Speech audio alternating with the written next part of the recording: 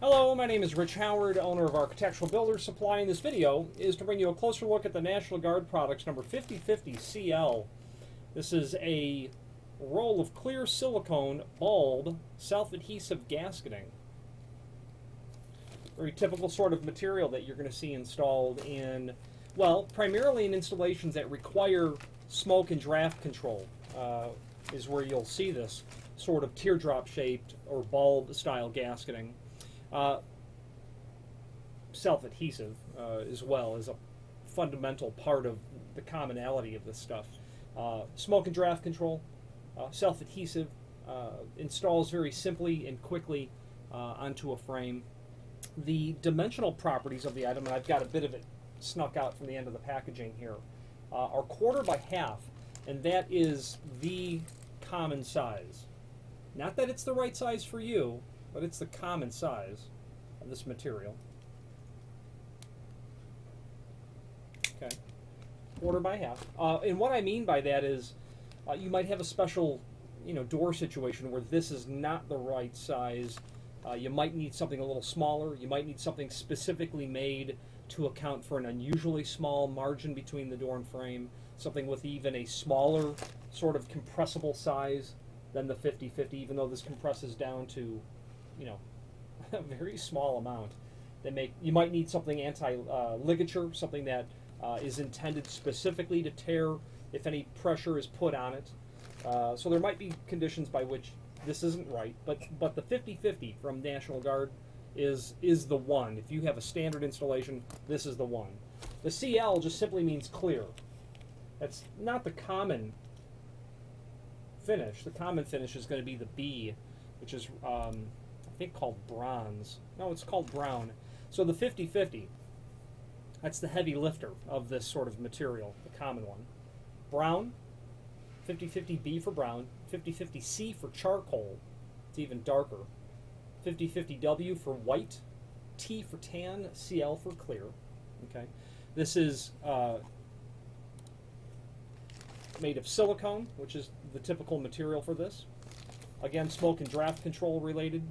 Several UL classified listings, air infiltration tested, acoustically tested, and available in several different roll lengths. There is a link below this video to the product brochure, and that's handy because it allows you to review only this item and then a couple of other quite similar items, and specifically the 2525 item, which gives you a smaller width and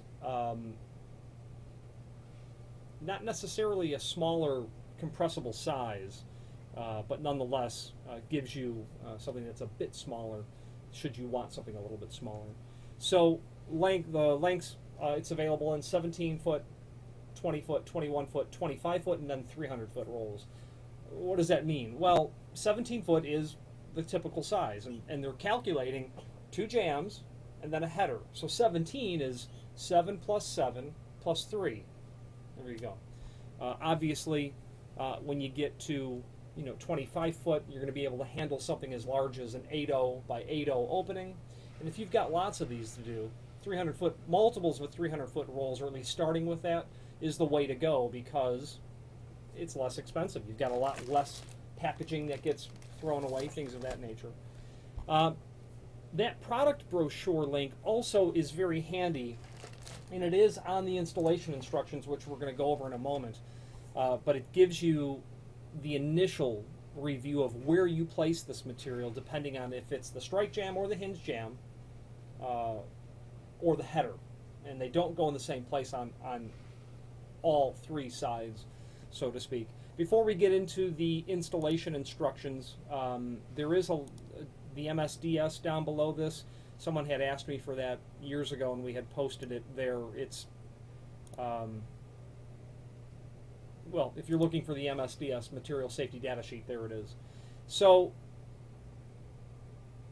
prior to getting into the installation link, which is also below this video, I personally have used this material, not clear, the color doesn't matter, but to augment existing weather stripping for the transmission primarily of dust. And the material is quite effective. It's quite effective compared to the fact that it's very inexpensive and it's easy to install. So in a scenario that you've got a shop and then a showroom sort of setting, let's say you're a retail business with some operation happening in the back, you can significantly deaden the transmission of sound, obviously heat energy or loss of heat energy or air conditioning, and dust, particulate. Very effective. You know, if you're in the summertime and the front and back door of the building open, that air just runs through the building and will carry all that particulate from one space to the next. If you do have a retail sort of scenario, you don't want anything in the back coming into the front as much as possible. This material, once you install it and you look at it a few weeks later, you'll see the line of dust that's built up that the material's prevented from transferring through the frame. Okay, so I've used it personally with success, not only for its intended purpose, smoke and draft control, or just weather stripping, but also to augment existing material as well, because it installs in a very unique location when compared to traditional weather stripping. Now, the link to the installation instructions. The absorption of and understanding of this installation aspect is crucial to getting a proper, reliable, and predictable installation. Failure to really follow this stuff, and initially on faith, you have to follow it, will prove to be a failure most likely in the installation. So let's get into it. Surface temperature of the frame must be at least 50 degrees Fahrenheit, otherwise the adhesive can't do its job based on how it's formulated. Step 2 is that the frame must be cleaned with a wipe. So important that it's included with the packaging. That's how crucial it is. Any particulate left on the frame, any dust, oil, grease, or dirt, wax coating, high gloss paint on a steel frame, or clear on a wood frame, which needs to be buffed up a bit so that you can, roughened up I should say, so that you can get some surface area, will cause the installation to fail. You'll come back the next day to the job and see that parts of it have detached. That's a first-time rookie mistake to do that. After you realize that, and you have to pull it all off, get a new roll, start over, you'll realize that you'll clean it and then go back and clean it a second time. That's how crucial it is. But once you do that, your installation is all but guaranteed to be perfect. Measure and pre-cut the pieces to fit the heads and the jambs. Even miter them where they're going to miter properly together, like you would have, as best as you can. You know, it's a flexible sort of material, so mitering it traditionally is going to be rather tough. But your head and your latch jam are going to mount on the face, on the stop face. If it's a steel frame, industry standard 5/8 wide stop, it'll mount there. Okay. Now, that 3/8 material, the 25/25, that would be appropriate if your stop face was smaller, like a wood frame. It'd be typically smaller. Then it'll go onto the rabbet on your hinge jam, as shown in the installation instructions.